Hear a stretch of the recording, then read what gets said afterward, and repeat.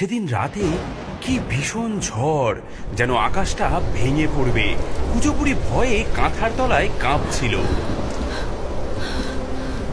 ও বাবা গো, আমার ঘরটা যে গেল গেল গেল, ওই গেল।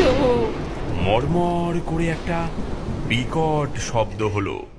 পরের দিন সকালে রোদ উঠলে দেখা গেল বুড়ির কুড়ে ঘরের জায়গায় শুধু কটা ভাঙা বাঁশ পড়ে আছে।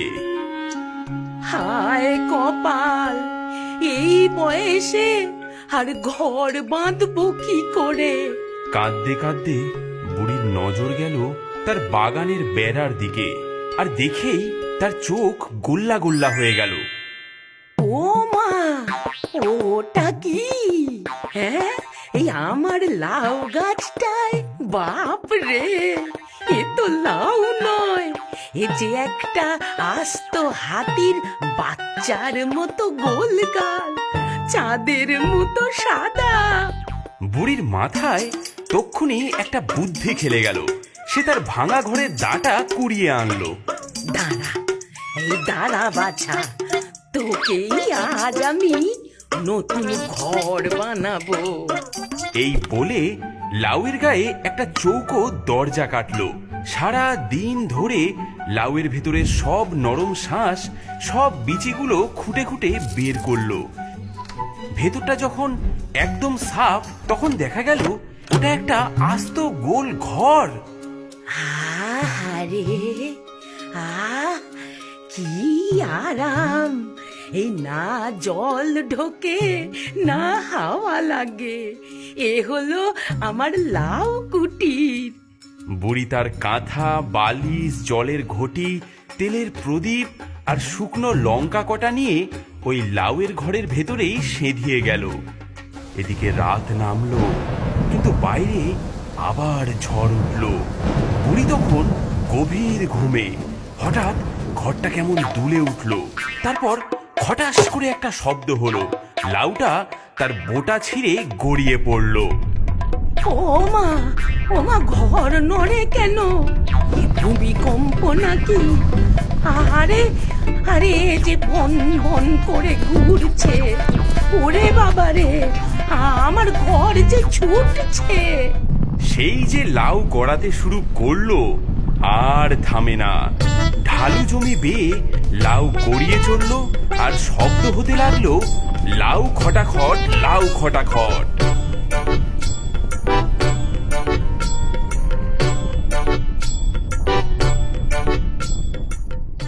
গড়াতে গড়াতে লাউটা থামলো এক গভীর জঙ্গলের মাঝে। বুড়ি হাঁপাতে হাঁপাতে দরজার ফুটো দিয়ে উঁকি মারলো, আর ঠিক তখনই এক শেয়াল পণ্ডিতের সাথে তার চোখাচোখি হলো। বাহ, সকাল সকাল এমন তাজা লাউ! আহা, ভেতরে কেমন বুড়ি মানুষের গন্ধ পাচ্ছি যে! আজ যে ভোজটা একেবারে জমে যাবে। আহা! শেয়ালটা লাউয়ের সামনে এসে পথ আগলে দাঁড়ালো। এই যে, ও লাউ, তোমার ভেতরে কে গো? কুজো বুড়ি ভাবলো একে ভয় দেখালে তবেই কাজ হবে। সে গলার স্বরটা খুব মোটা করে ভেতর থেকে গেয়ে উঠল। লাউ খটাখট, লাউ খটাখট, ভেতরে আছি আমি বাঘের জ্যাঠা। শেয়াল খাই খাই হাতির মাথা। কাঁচা খাবি না ঝলসিয়ে খাবি? বল শেয়াল, কোন দিকে যাবি? শেয়াল তো বাঘের জ্যাঠা কথাটা শুনেই ভয়ে কাঁটা, কিন্তু সে ছিল বড্ড চালাক। হ্যাঁ, বাঘের জ্যাঠা? কই, গলাটা তো বুড়ি বুড়ি লাগছে। তুমি কি আমাকে বোকা বানাচ্ছ নাকি? জ্যাঠামশাই, একটু মুখটা দেখাও তো। কুজো বুড়ি বুঝলো এ শেয়াল সহজে ছাড়বে না। সে আরো গলা মোটা করে বলল, সকালে খেলাম একটা হাতি, দুপুরে খেলাম ভাল্লুক সাথী। তুই তো শেয়াল, পুঁটি মাছের মতো। তোকে খেয়ে আমার পেট ভরবে কত? হ্যাঁ, হ্যাঁ বাপরে, এ তো রাক্ষস, জ্যাঠা নয়, এই যে সাক্ষাৎ রাক্ষস। আগে আগে ভুল হয়ে গেছে, আমি চললাম চললাম। শেয়াল লেজ গুটিয়ে যেই না পালিয়েছে, বুড়ি হাঁপ ছেড়েছে। অমনি লাউটা আবার গড়াতে শুরু করলো। লাউ খটাখট, লাউ খটাখট। কিছু দূর গিয়েই লাউটা আবার থামলো। এবার এক আসল বাঘের সামনে। হালুম হালুম, এই গোল জিনিসটার ভেতর থেকে মানুষের গন্ধ আসছে যে। শিয়ালটা যে পালালো, সে তো এর ভয়েই। বেরিয়ে আয়, কে আছিস ভেতরে? আজ তোকে দিয়েই রাতের খাবারটা সারবো। হালুম। এদিকে কুজো বুড়ি তো ভয়েই শেষ। এ কি রে বাবা, শেয়ালকে বাঘের ভয় দেখিয়ে সত্যি বাঘ ডেকে আনলাম। একে তো ছড়া শুনিয়ে লাভ হবে না। হ্যাঁ, দাঁড়াও, আমার ঝোলায় শুকনো লঙ্কা আছে। বুড়ি তক্ষুনি তার তেলের প্রদীপটা জেলে তার উপর কটা শুকনো লঙ্কা ফেলে দিল। দাউ দাউ করে ঝালের ধোঁয়া বেরোতে লাগলো লাউয়ের ভেতর দিয়ে। বাঘটা যেই না শুকতে গেছে, এ এ কিসের গন্ধ?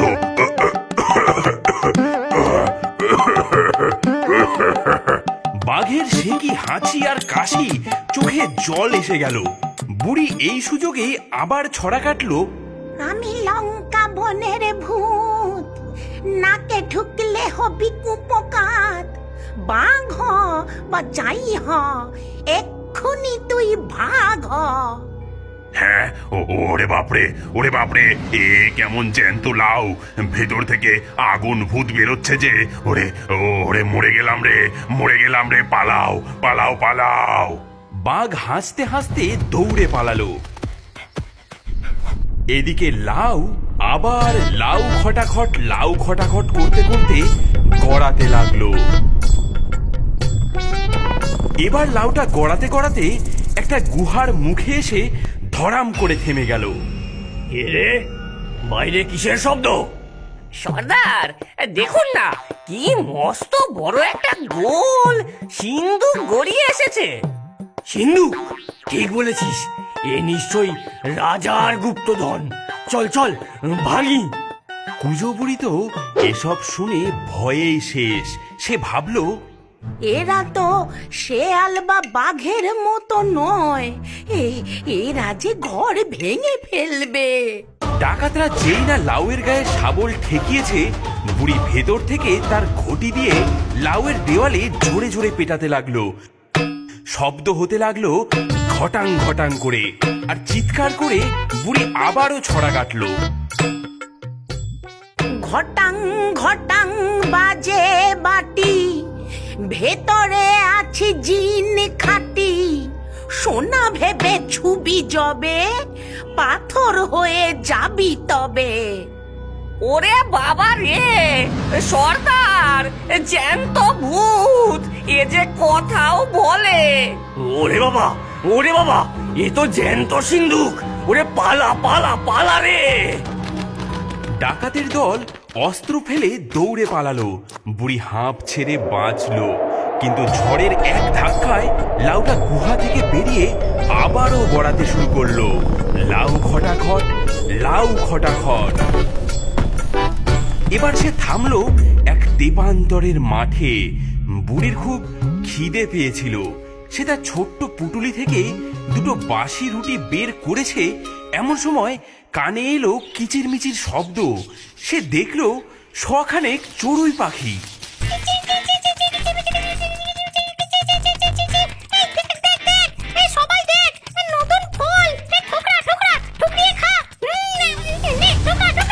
পাখির দল টুকটাক ঠক ঠক করে লাউটাকে ঠোকরাতে শুরু করলো। ওরে বাবা, এরা যে আমার ঘরটাই ফুটো করে দেবে। বুড়ি দরজার ফুটো দিয়ে মুখ বের করে পাখিদেরকে বলল, ওরে পাখি কিচির মিচির, এটা নয় রে মিষ্টি পনির। ঠোকর দিলেই ভাঙবে ঠোঁট, নইলে পাবি এই মাথায় চোট। পাখিরা ভাবলো এ আবার কেমন ফল যে কথা বলে। তারা ভয় পেয়ে যেই একটু থেমেছে, বুড়ি তার থলে থেকে সেই শক্ত লাউয়ের বিচিগুলো বের করে টুপটাপ টুপটাপ করে ছুঁড়তে লাগলো।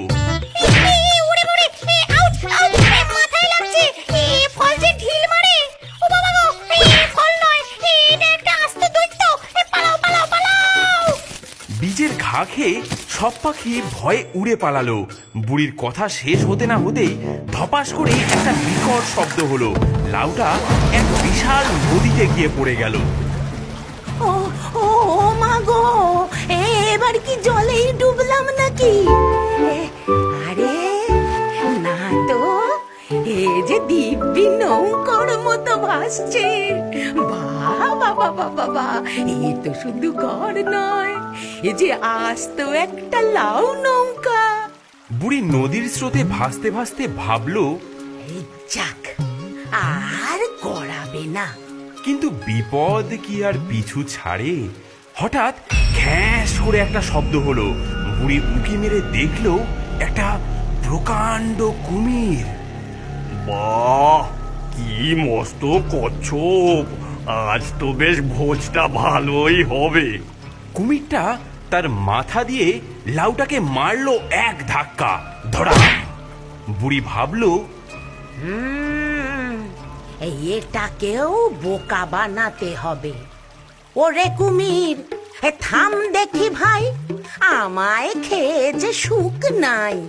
আমি হলাম শক্ত খোলা, তার চেয়ে খা এই ডিমের গোলা। কচ্ছপের ডিম? কই কই কই কই, কচ্ছপের ডিম তো আমার খুব প্রিয়। কোথায় কোথায়? এই নে বাবু, খা, দেখ দেখ কি নরম, খেয়ে দেখ বাছা, গরম গরম। এই বলে বুড়ি তার একটা বাসি রুটি জলে ছুঁড়ে মারলো। কুমিরটা হাপুস করে রুটিটা গিলে ফেললো। বাহ বাহ বাবা বাবা বাহ, কি নরম, কি মিষ্টি! এই ডিম তো আগে খাইনি। দে দে দে দে, তোর সব ডিম দে, তোকে আজ ছাড় দিচ্ছি। শুধু শুধু ডিমগুলো আমাকে দে। ও মা, ওই তুমি খাবে বলে যে সবচেয়ে বড় ডিমটা, হ্যাঁ, এই একদম রাজভোগের মতো যেটা, সেটা যে স্রোতে ভেসে গেল। ওই দেখো, ওই দেখো যাচ্ছে। এই বলে বুড়ি তার দ্বিতীয় রুটিটা গায়ের জোরে নদীর অন্য পাড়ের দিকে ছুঁড়ে মারলো। ওই যে দেখ বড় ডিমটা যায় ভেসে, ঠিক যেন চাঁদ উঠলো হেসে। ওটা খেলে তোর পেট ভরবে। যারে কুমির, জলদি ধর গে। হ্যাঁ, এই সবচেয়ে বড় ডিম ওটা আমার, ওটা আমার। এই এই এই, দাঁড়া দাঁড়া দাঁড়া, আমি আসছি। কুমির সেই রুটির লোভে সাঁতরে নদীর অন্য পাড়ে চলে গেল, আর বুড়ির লাউ নৌকা স্রোতের টানে ভেসে চলল। ভাসতে ভাসতে লাউটা ওপারে এক সুন্দর বাঁধানো ঘাটে এসে ভিড়ল। বুড়ি ভাবলো, যাক, বাঁচা গেল। সে লাউয়ের দরজা খুলে যেই না বাইরে পা দিয়েছে, কে কে ওখানে? মহারাজের বাগানে ঢোকার স্পর্ধা কার? বুড়ি তাকিয়ে দেখলো সে সোজা রাজার বাগানে এসে ঢুকেছে, আর তার লাউটা রাজার সাধের কালো গোলাপের ঝাড়গুলো সব মারিয়ে দুমড়ে মুচড়ে একাকার করে দিয়েছে। কে তুই বুড়ি? আমার 100 মোহরের কালো গোলাপ সব শেষ করে দিলি? আগে রাজা মশাই, আমি ইচ্ছে করে আসিনি। আমার ওই লাউ ঘরটাই। চুপ কর, তোর ওই লাউ ঘর, তোর ওই লাউ সমেত তোকে কাল সকালে নদীর জলে ভাসিয়ে দেওয়া হবে। নিয়ে যাও ওকে।